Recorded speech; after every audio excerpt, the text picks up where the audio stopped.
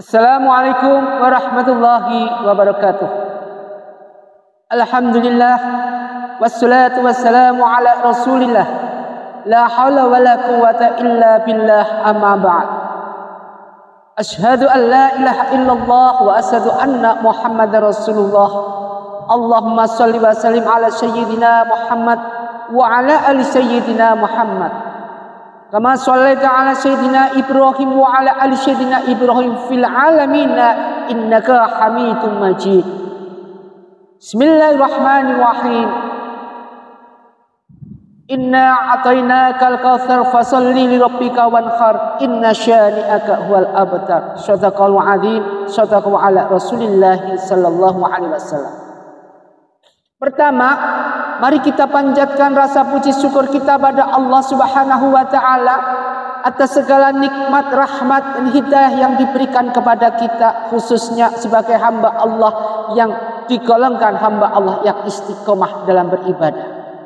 Senantiasa hal seperti ini kita harapkan dan semoga senantiasa dilimpahkan kepada kita semua tanpa ada jedah atau apapun. Yang kedua, salawat dan salam mari kita haturkan pada junjungan kita Nabi Muhammadin sallallahu alaihi wasallam. Mudah-mudahan kita semua diberikan syafaat, merupakan syafaat yang kita harapkan, yang kita agungkan, yang kita benar-benar nomor satukan. Subhanallah. Allahumma shalli wa sallim ala sayyidina Muhammad wa ala ali sayyidina Muhammad. Ma'asyiral muslimin muslimat jamaah pencerahan bimbingan amalan yang Ustaz tazimi. Sekarang ini orang pada dasarnya hidup digunakan untuk hidup. Hidup digunakan untuk hidup artinya apa? Hidup digunakan untuk hidup, bukan untuk hidup digunakan untuk ibadah.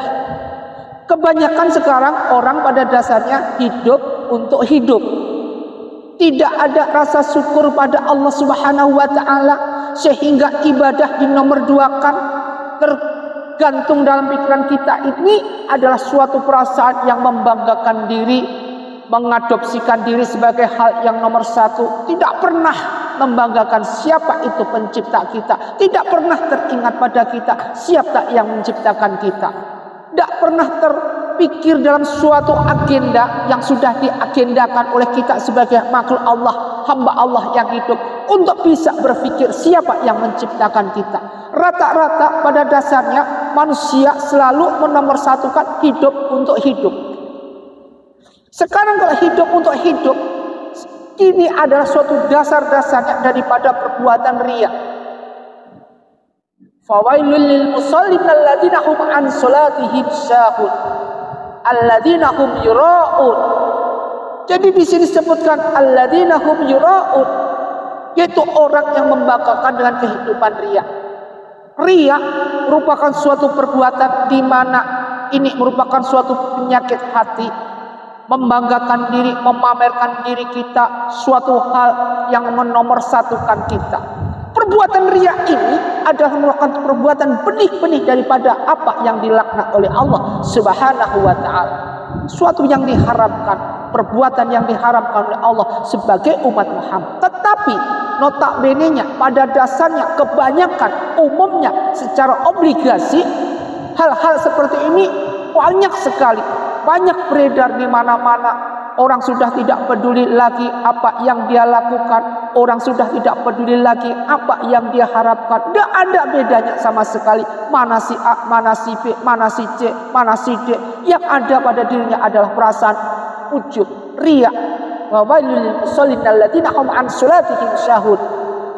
Itu saja yang merupakan suatu hal yang dinomorsatukan, sehingga hidupnya merupakan suatu hidup untuk hidup, bukan hidup untuk ibadah. Lain mereka-mereka yang hidup untuk ibadah, di mana perbuatan riya ini dinomor 5, dibuang jauh-jauh. Jangan sampai ini penyakit hati menyentuh kepada kita. Jangan sampai penyakit hati ini berdendang di dalam hati kita. Alangkah jeleknya, alangkah nistanya umat Muhammad apabila riya itu ada pada diri kita. Apabila perbuatan riya itu tercantum atau termaktub dalam diri kita selamanya. Tidak pernah ada henti-hentinya dosa itu akan mengalir pada kita apabila pikiran kita dihidupi dengan riya. Ma'asyiral muslimin muslimat rahimatullah, dimuliakan Allah Subhanahu wa taala. Dengan kehidupan yang selalu bergelantungan ini, gelantungan kemaksiatan iya, bergelantungan dengan riya iya, maka di sini susah untuk kita membedakan mana perbuatan maksiat sejati dan mana yang dinamakan hidup sejati. Susah dibedakan. Sampai dalam suatu riwayat itu disebutkan macam riya. Jadi riya itu ada 3. Riya badan, riya ucapan, dan kemudian riya pakaian. Ini ada 3 macam riya. Sehingga kalau kita bahas satu persatu, nanti kita akan ngerti. Kalau antum tadinya belum mengerti, sekarang ini waktunya untuk mengerti bagaimana, apakah kita masuk dalam kategori riya dan di mana itu riya kita lihat. Yang pertama, ini yang sering kita lihat, yaitu riya badan. Gimana riya badan ini adalah suatu riya membanggakan diri, penyakit hati, di mana itu membanggakan, memamerkan postur tubuh kita ini di depan orang banyak tanpa membedakan, tanpa punya rasa malu, terutama pada kaum hawa. Kita lihat sekarang ini di mana apa yang sudah diriwayatkan dalam suatu hadis Bukhari Muslim maupun hadis yang lain, yaitu diriwayatkan bahwa suatu saat nanti ketika Rasulullah SAW, qala Rasulullah SAW, ketika nanti umatku semuanya berpakaian tapi seperti telanjang. Sekarang ini sudah terbukti dengan riya badan ini, memamerkan semua postur tubuhnya. Mereka yang berjalan di suatu mall, mereka yang berjalan di suatu tempat-tempat yang penuh dengan kemaksiatan, di mana pada waktu itu mereka berpakaian sebagaimana pakaian itu pakaian untuk senam, untuk aerobik, dipakai jalan-jalan, melihatkan postur tubuhnya dengan jelas, dengan suatu lengki-lengkian, di mana di situ suatu lengkian yang itu seharusnya ditutupi aurat daripada wanita itu sendiri, malah ditontonkan, malah ditunjukkan, dan yang paling parah lagi malah ditonjolkan, sehingga suatu hal yang dinikmati oleh kaum Adam di mana mereka berada, menikmati semua yang ada. Mal ramai, bukan orang belanja, tetapi mereka pada apa? Pada zina laman, yaitu zina laman ain, zina laman mata. Mereka dengan senangnya melihat, Ustadz, kalau enggak dilihat mubazir katanya. Ini merupakan suatu hal di mana langkah-langkah kemaksiatan itu sudah berjalan. Tanpa sadar, langkah-langkah ini sudah bereaksi dalam tubuh kita.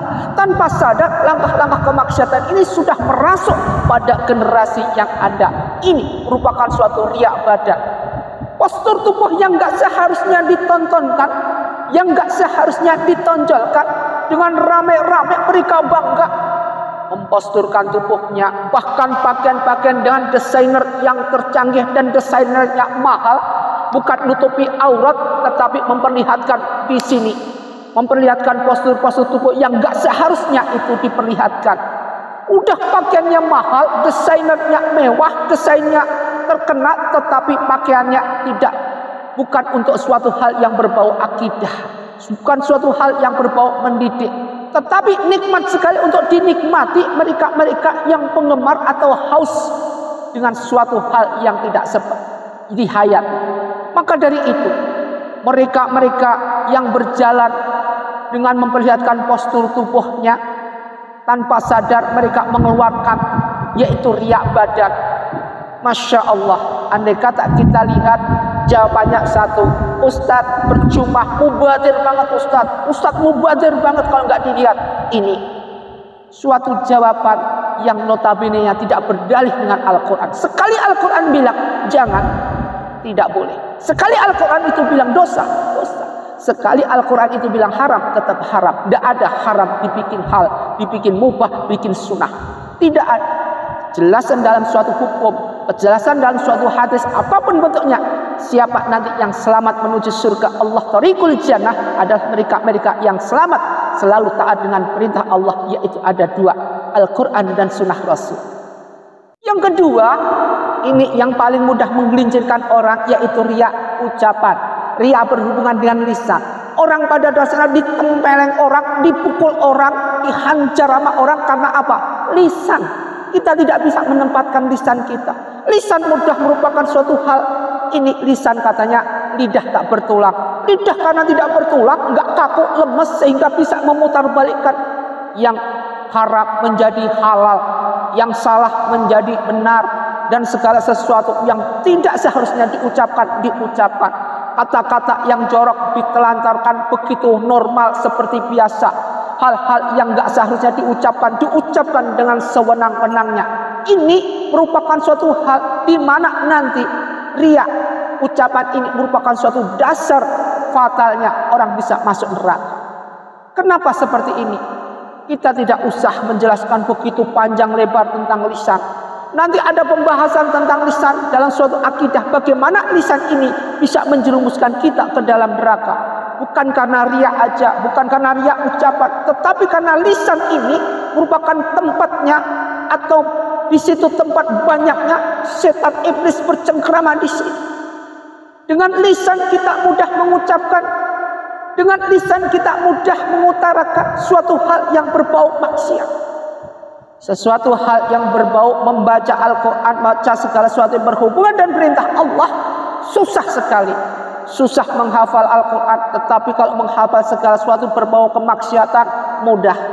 Inilah lisan, bahwa bukti lisan sudah digelantungi dengan iblis yang banyak di sini. Yang ketiga, terakhir, ini adalah riya pakaian. Orang pada dasarnya sekarang berpakaian, berhijab, hijabnya panjang, dasternya panjang, biar dilihat bahwa kita, wah inilah orang taat, wah inilah orang beragamis.